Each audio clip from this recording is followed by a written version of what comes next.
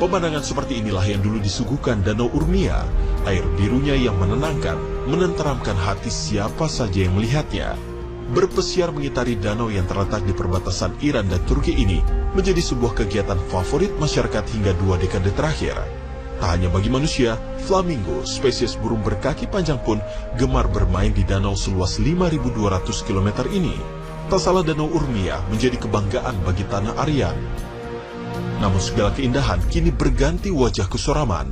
Gambar satelit menangkap kondisi krisis danau yang pernah menjadi salah satu danau air asin terbesar di dunia tersebut. Hanya dalam kurun waktu 20 tahun saja, kini hanya menyisakan 10% debit air. Rumah yang nyaman bagi berbagai satwa itu pun meronta, terpuruk dalam kondisi kritis. Perubahan iklim, ditambah pembangunan dam, serta penggunaan air berlebihan disebut menjadi penyebab kekecauan ini.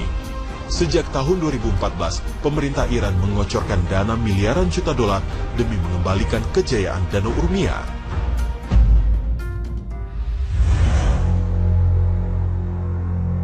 Bangkai perahu tua itu tergeletak tak berdaya, usai sudah tugas yang diembannya, mengantarkan sang pemilik mengarungi luasnya Danau Poyang. Bukan karena kehilangan kemampuan, namun disebabkan oleh menghilangnya danau itu sendiri. Ya, hamparan pasir dengan genangan air di sana-sini kini menjadi rumah si bangkai kapal. Padahal tahukah Anda, dahulunya kawasan ini merupakan sebuah danau air tawar berukuran 3.200 km persegi. Menjadikan Poyang nama dari danau tersebut sebagai danau air tawar terbesar di wilayah Tiongkok. Dahulu Poyang begitu disegani, torehan sejarah terukir di sini. Di masa akhir dinasti Yuan pada abad ke-13, Poyang menjadi tempat berlangsungnya salah satu pertempuran dahsyat. Reputasi mengerikan juga tak dapat dilepaskan dari Poyang. Dari tahun 1960-an hingga 1980-an, sedikitnya 200 kapal dinyatakan karam di dasar danau. Julukan segitiga bermuda Tiongkok pun akhirnya disandang oleh danau yang terletak di provinsi Jiangxi ini. Kini semua tinggal cerita, nyaris seluruh debit air telah menghilang. Semua disebabkan ulah manusia. Pembangunan bendungan pembangkit tenaga listrik terbesar di dunia menguras debit air hingga menyisakan kurang dari 1/8 total wilayah. Kondisi kekeringan ekstrim tersebut membuat sektor perikanan berhenti total. Masyarakat kekurangan air sekaligus menguak keberadaan jembatan granit kuno berusia 400 tahun sepanjang nyaris 3.000 meter. Pemirsa Mozaik Islam, keindahan alam semesta tak terbantahkan. Allah Subhanahu wa Ta'ala menjadikannya begitu sempurna hingga sekalian hamba dapat mengambil manfaatnya. Dalam surat Al-Baqarah ayat 164, Allah Subhanahu wa Ta'ala berfirman yang artinya, sesungguhnya dalam penciptaan langit dan bumi, silih bergantinya malam dan siang, bahtera yang berlayar di laut membawa apa yang berguna bagi manusia, dan apa yang Allah turunkan dari langit berupa air. Lalu dengan air itu dia hidupkan bumi sesudah mati atau keringnya, dan dia sebarkan di bumi itu segala jenis hewan, dan pengisaran angin dan awan yang dikendalikan antara langit dan bumi. Sungguh terdapat tanda-tanda keesaan dan kebesaran Allah bagi kaum yang memikirkan.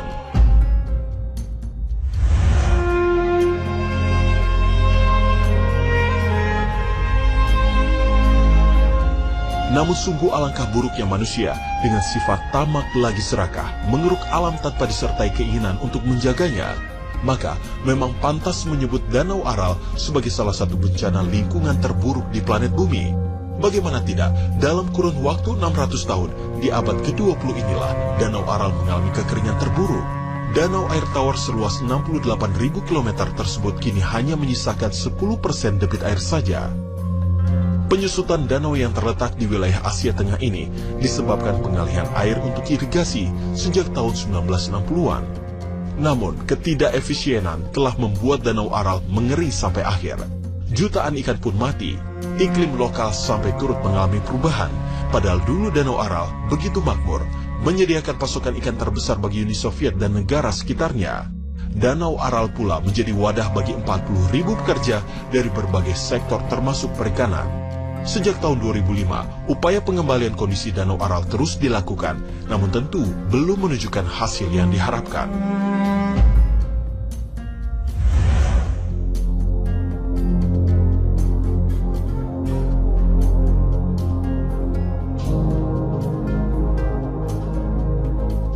Kebalikan dari 3 danau sebelumnya yang berukuran sangat besar, Danau Tiberias hanya berukuran kecil. Dengan kedalaman 43 meter, danau di dataran tinggi Golan ini menjadi danau air tawar terendah di dunia. Maka ketika airnya mengering, mungkin dinilai tidak mengkhawatirkan, namun lain halnya bagi kaum muslimin. Mengeringnya danau di wilayah Israel ini berkaitan dengan keluarnya fitnah terbesar sepanjang zaman, Dajjal. Sebagaimana yang disebutkan Rasulullah SAW dalam sebuah hadis panjang. Sedangkan kemunculan kafir Dajjal merupakan penanda akan datangnya hari kiamat. Kenyataannya, beberapa tahun terakhir terlihat bagaimana kondisi Danau Tiberias semakin mengering. Sejak tahun 2004 telah terjadi penyusutan sebanyak lebih dari 16 meter. Di tahun 2015, level air dari Sea of Galilee, nama lain dari Tiberias, bahkan sudah berada di batas garis hitam. Artinya air tidak dapat dipompa lagi tanpa menyebabkan kerusakan. Industri perikanan yang biasanya menjadi komoditas utama kini mengalami kebangkrutan. Pihak terkait dari Departemen Perairan Israel, Urisor, menyebutkan hal ini terjadi akibat sedikitnya curah hujan yang turun sejak beberapa tahun terakhir. Namun begitu ia menambahkan, meski curah hujan tinggi di tahun-tahun mendatang, kondisi tingkat air Danau Tiberias akan tetap sama.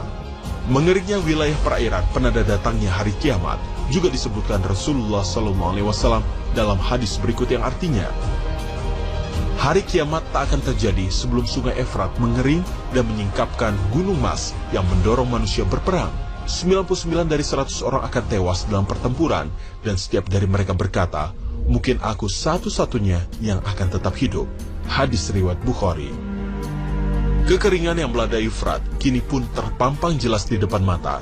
Sungai yang melewati 3 wilayah yaitu Turki, Irak, dan Suriah tersebut kini berada dalam kondisi memprihatinkan. Penyusutan debit air terjadi secara signifikan dan terekam oleh gambar satelit milik NASA. Sebabnya tak lain karena penggunaan air sebagai pembangkit listrik dan irigasi, terlebih dengan adanya proyek masif pembangunan dam skala besar oleh pihak Turki. Lebih dari 200.000 warga terkena dampak pembangunan bendungan.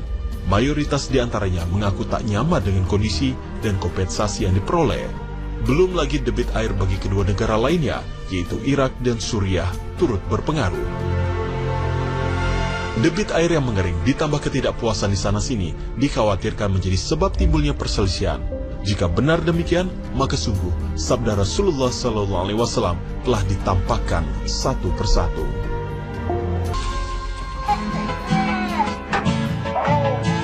Pemirsa Mozaik Islam, bagi orang tua, salah satu momen paling membahagiakan dalam hidup adalah ketika dapat melihat gelak tawa dan keceriaan di wajah buah hati kita, terlebih saat usianya masih balita. Terkadang untuk membuatnya tersenyum sangatlah sederhana kok, yakni cukup dengan meluangkan waktu bercanda bersama si buah hati. Seperti yang dilakukan Tom Fletcher, ayah dari bayi berusia 1 tahun bernama Buzz Fletcher ini. Lihatlah, bermodal setangkai bunga dandelion liar, Tom mampu membuat Buzz tertawa terpingkal-pingkal. Suara tawa renyah Buzz tentu saja membuat si ayah senang, hingga kembali mengulangi aksi tersebut. Momen berharga yang diabadikan Tom ini adalah kali pertamanya Buzz melihat dan mengenal bunga dandelion. Pemirsa Mozaik Islam, setiap orang tua tentu memiliki gaya dan metode sendiri saat bercanda dengan buah hati. Namun seringkali para ayah kerap memunculkan ide-ide kreatif berbau jahil dan keisengan.